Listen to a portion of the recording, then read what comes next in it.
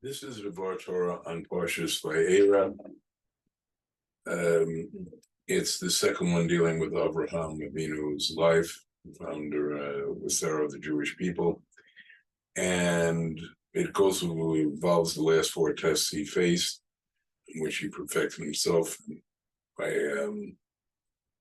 and therefore through spiritual genetics, so to speak, with Sarah passed it down to all of us. And it starts with the angels coming to Abraham and Sarah and telling them even though he's 99 and she's 90, that they're going to have a child. That's one thing. And then after that, Shem tells him that he's planning to destroy Sodom and Gomorrah, the 5 cities actually, for their destructive behavior. He then negotiates with Hashem. We said we destroy all 5 cities. If there's 550 Siddiqim, 10 each, then 9, then 45, which would be 9 Siddiqim in each city, 40, 30, 20, 10, which would be 4 cities, 3 cities, 1 city, 2 cities and 1 city. And then it tells the whole adventure, a whole episode of destruction of Sodom and Gomorrah, and rescuing of Lot and his daughters, and the beginning of nations of Ammon and Moab, and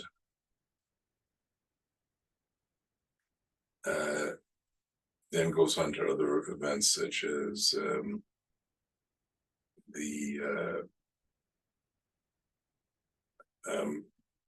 Abraham and Sarah going to the land of the Philistines whose king was Abimelech, and he's ultimately invited to live there with Sarah. It then goes on, it is also discussed is the whole birth of Yitzchak, his celebration when he's weaned at 3, and then Sarah telling him that the child of this slave, which is Hagar, needs to be sent out because Yitzchak he cannot inherit with Yitzchak, only at Hashem's commandment, because he was hoping that even though he realized he was turning evil, that being in his house would be a good influence. As pointed out by Rashi, in any event, he's sent. He looks like he's going to die. Then an angel comes, shows the mother the water supply. And it ultimately goes to the final test of Abraham, where he's asked to sacrifice his only beloved son, and Yitzchak, and Moriah. And Abraham and Yitzchak are both working in unison to make that happen. At the last minute, an angel, Hashem's angel from the heavens tells Abraham to stop, and instead sacrifices the ram that appears in the bush in its place. And it also discusses finally a family that they're coming out. In any event, in light of the extraordinary situation and challenges facing now, I'd like to focus on Yitzchak, both with what happened in this week's parsha, he's exiled, and last week's parsha, and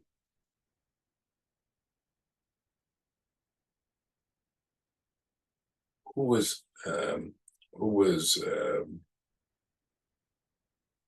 Ishmael, by choose Hagar.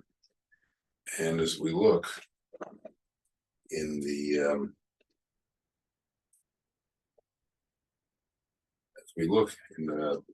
parsha last week,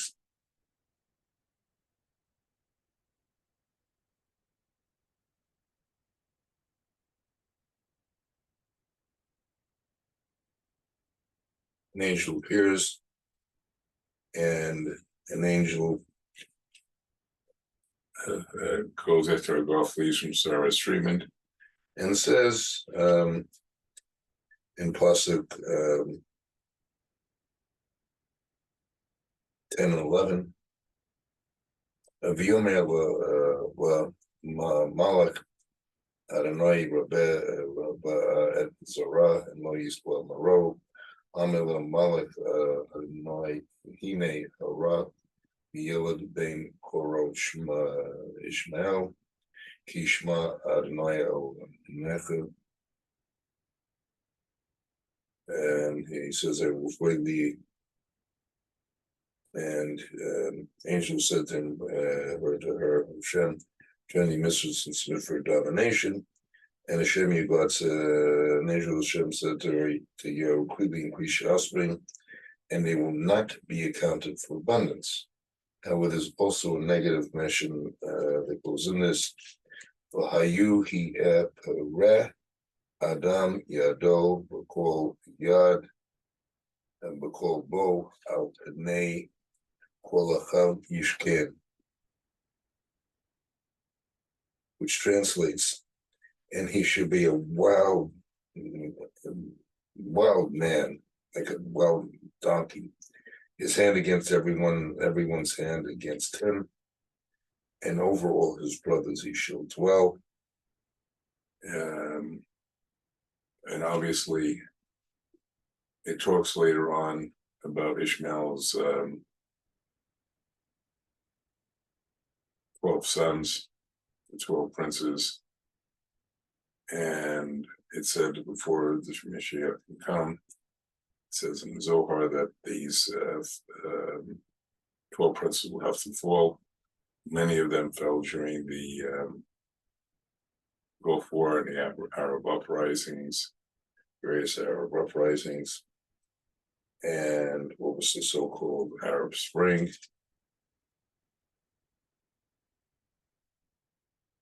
And in this week's Parsha, where where Sarah insists that the slave woman and her son, I'll explain more about that in a minute, need to be sent out. And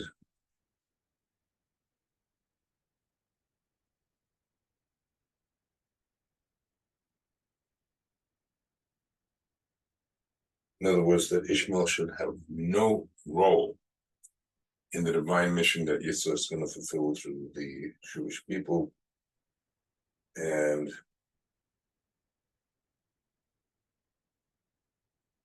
it says that Abraham was distressed. One way is because he had to throw him out. Plain meaning, another one is that he had fallen to evil ways. But in any event,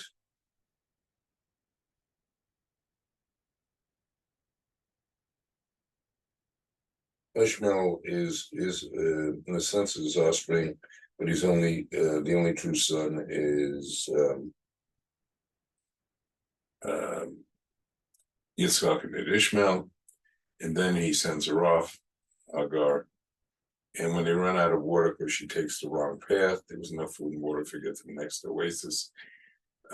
She does something very, very peculiar, which is a reflection of both her, what we'd say today, narcissism and cruelty. When they're short of water, instead of caressing her son or having last moments, she walks away because she doesn't want to see him suffering. Again, it's nothing about Ishmael. It's all about her.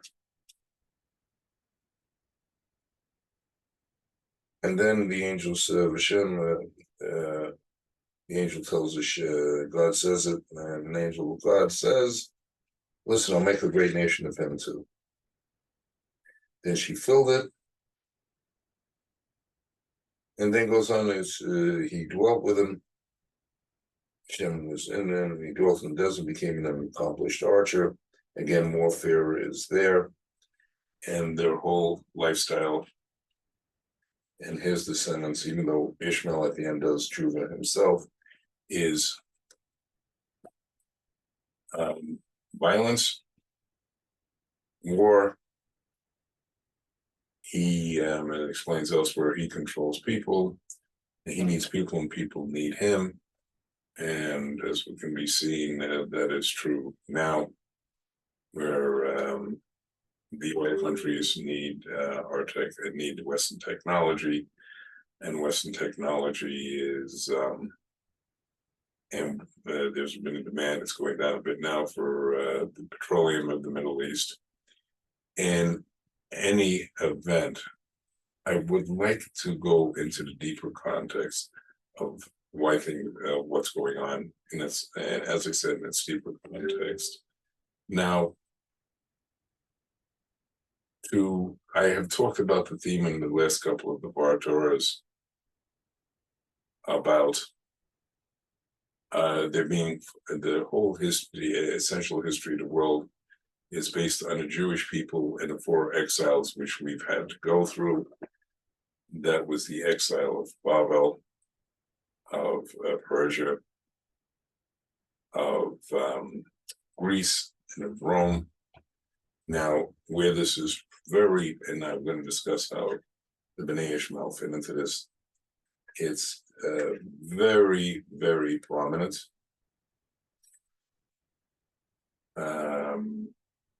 This whole discussion for hours for exiles expressed in a number of places, one of which is in the book of Daniel. And in the book of Nebuchadnezzar has a reign. He was King Nebuchadnezzar was the first king of the Babylonians who conquered Israel and exiled us. He had a dream, but unlike Pharaoh, who at least told his dreams to his so-called spiritual advisors, he didn't tell them, nobody could tell him he was going to kill all of them. Daniel said when the execution came to him, listen, you got to give us a chance to explain it. And then he explained, he prayed, and with his other advisors, Daniel, they managed to do it and got the deep secrets. And this is what he explained.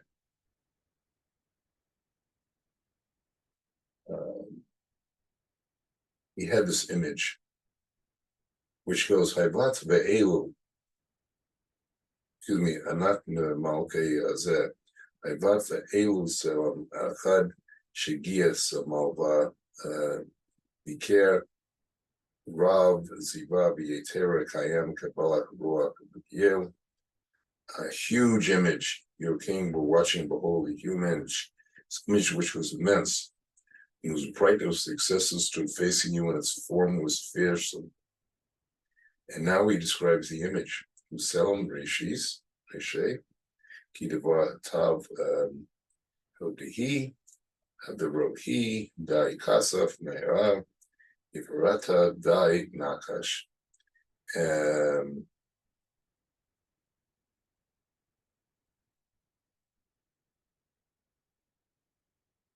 V'yachir Yekohi, Parzel, Lehi, and Mechon, D, in D, that's Gerazeret, Evan, Vidilo, Biade, Makas Tamak, Idafas Asa,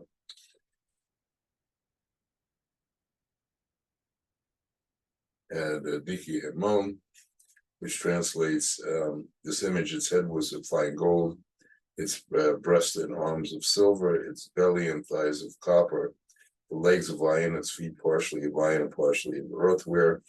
As you watch, the stone was hewn without hands, and the feet became crumbled in them,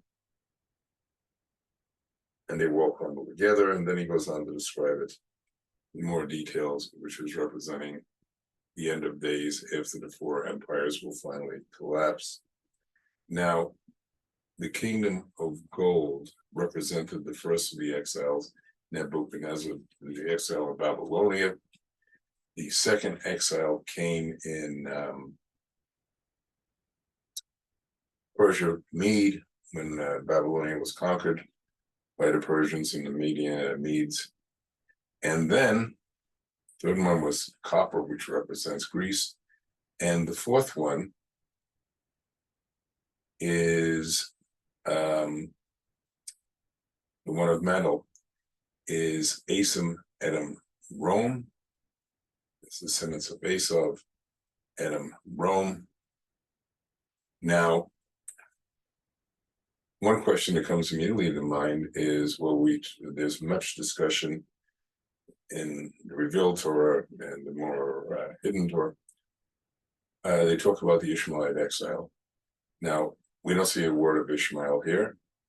There should be maybe a fifth exile, fifth kingdom. And to understand that fully, first of all, we see that there was, first of all, a mixture between the Ishmaelites and Esav, because Yaakov, after he got took the birthrights in place of Esav, his father told him, go find a wife in my native land of Iran, where my mother comes from, your mother comes from. And he went off, and there's two reasons. One, because what his father told him. Also, another event that happened at that time, Esau saw that his parents didn't like his idol worshiping relatives, wives, so he went to Ishmael and married one of his daughters. So there's an intermixing between Esau and Ishmael, which goes to this day, because there are alternating periods of warfare between them, one dominating. We saw this particularly in the Middle Ages, with the Crusades, and even more modern times, where the Western power took over good chunks of the Middle East, and till the rise of the oil monies and what have you. Now, that's one side of it. So that's one way of understanding why they're intermixing. But if we look beyond that, we see something else. That's one source for it. Now, if we look beyond that,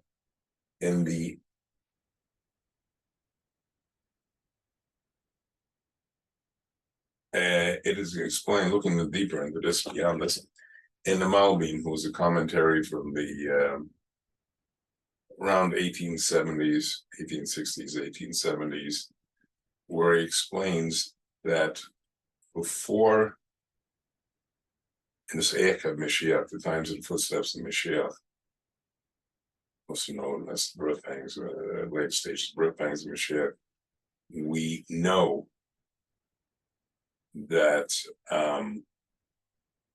he predicts that the kingdom of gold and the kingdom of silver will be attacked by the kingdom of copper, which is Greece. Now, Greece here doesn't mean the physical country Greece, which has its capital in Athens. We're talking about the Greek concepts, many of which form the great philosophical thoughts and political theories, like democracy of the modern Western world. And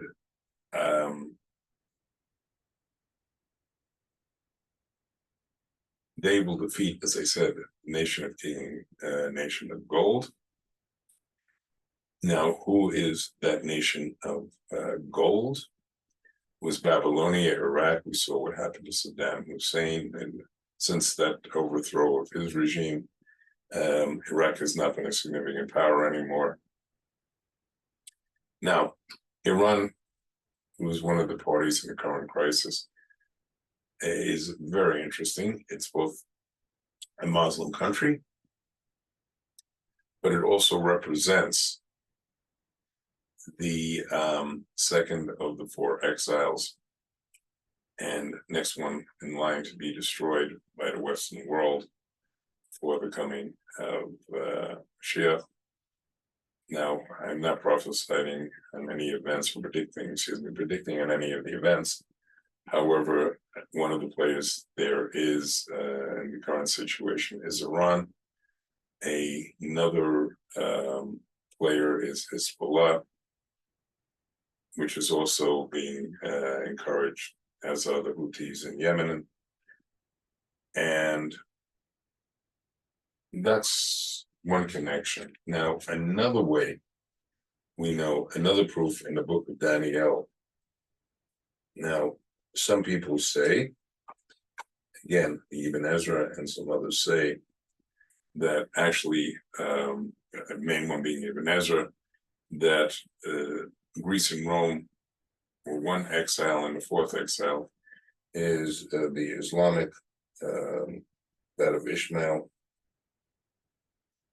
Most Rishonim early commentaries go against this because they say it could not be a fourth exile until and counted as an exile until it had more power and geographical expansion of the Roman Empire, which the Arabs do not. Now, later on, there is a vision in chapter 7 of Daniel where he speaks about the nation. He speaks about this huge monster, the first three exiles referenced by creature, but there's a huge one that consumes or absorbs the first three exiles. Those are still elements of those even today. And it's amazing descriptions. It's beyond the scope of this the Torah, but it suddenly grows 10 horns on the head of this creature. And it's explained that the 10th is the kingdom of Ishmael, the Arab Empire. So he's put as one of the rulers of Rome. Interestingly enough, one of these horns falls off, and another smaller one grows, and three of the previous ones were uprooted. And he explains that one of those horns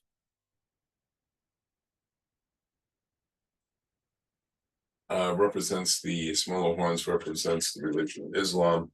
So we can see how it's intimately tied in with the fourth image. Now, that would explain the current part of the current situation, and we're seeing that it's coming to it now. That is on the practical level and prophetic level. Now, I would like to go back to the concept before I get to the meaning of the how the Palestinians fit into this. Is that Ishmael was not considered a son of Abraham. You know, it was Avram as he then was, because Hagar was Sarah's slave, and her son was a slave. Now, what is the significance of that on a deeper spiritual level, as explained by the Orach Chaim HaKodesh? That allowed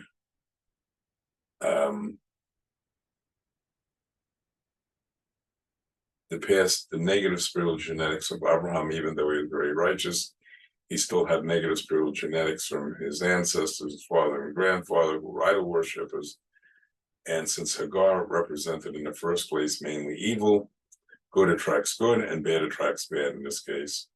So when Yitzhak and Sarah when Abraham and Sarah had Yitzhak, all the impurities were out, and Sarah was righteous, and therefore Yitzhak became pure, and therefore was a righteous inheritor of the people of Abraham and Sarai, and to carry on and be ultimately his descendants of Yaakov, and all the tribes and all of us since then were based on that. Now, because of that, when it says he's rod like a wild man, he's facing, he's in, as I said, believes in murder, conquest, war. And now I would like to turn to a couple of other points.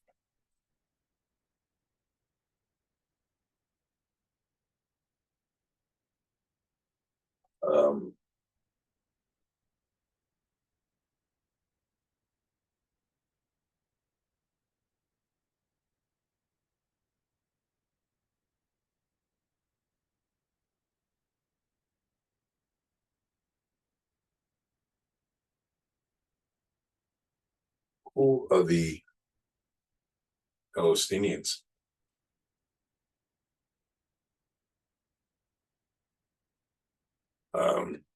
Without getting into the whole history, which is beyond the scope of the Torah,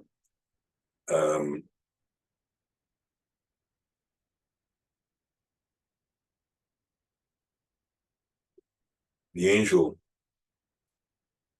says God will hear when the angel's telling her, look, it will save your son. And here's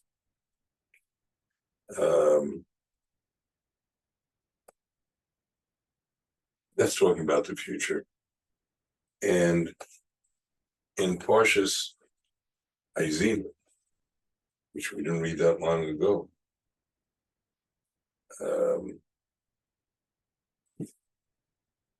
it says,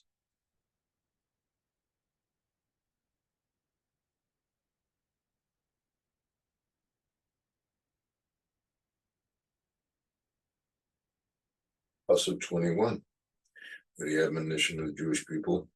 It's not just an admonition at the time of Moshe. It's a prophetic statement that covers the whole span of history. And him kenoi below el anso belehem ani kine bulam am begoy nachal akisa. And Hashem said, I shall hide my face with them and see, for they were a generation of reversals, children whose upbringing is not to them, meaning the last generations, Jewish people before Mashiach. And then as I translate the Hebrew I just read, they provoke me with non-God and angered me with their vanities. Now, one of the understandings of that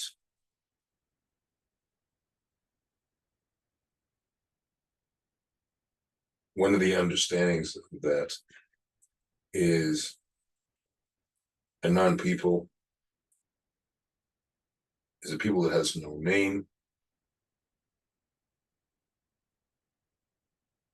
And because people are not organized as a nation, do not have the name of nation, and this is very interesting, in all our other exiles, we were under the rule of people, like named for Babylonia, Persia, Greece, and Rome, were all established nation states, and in fact, they were all superpowers of their day. So what are we having now in this present exile? We have these various terrorist groups that are definitely not a nation, and are more like gangs. And again, even though they're entitled Palestinians, that did not exist for many. That was a title that had no application before the 1970s. And in any event, it's predicted that these nations, that these organizations, I won't call them a country, will attack us. And there's many other parts of the prophecy, but the important thing is that these are all signs of what's called not just the footsteps of Mashiach, the birth pangs of Mashiach. And as terrible as the things that we're going through, as it explained, when a woman is about to give birth, that's the hardest time for both the baby who's being born and the woman who's giving birth to it. And as we are in that time, and it is painful, and hopefully not all of the consequences of what could happen that's reported in various many places, including the Arizona Nate's time, among many other sources, Gemara's, especially in Sanhedrin, may that not actually occur. But we should note that even though we're going through very intense and existential challenges now, that this is the final stages for Mashiach comes. May we see him very soon. And Am Yisrael Chai, good Shabbos and Shabbat Shalom.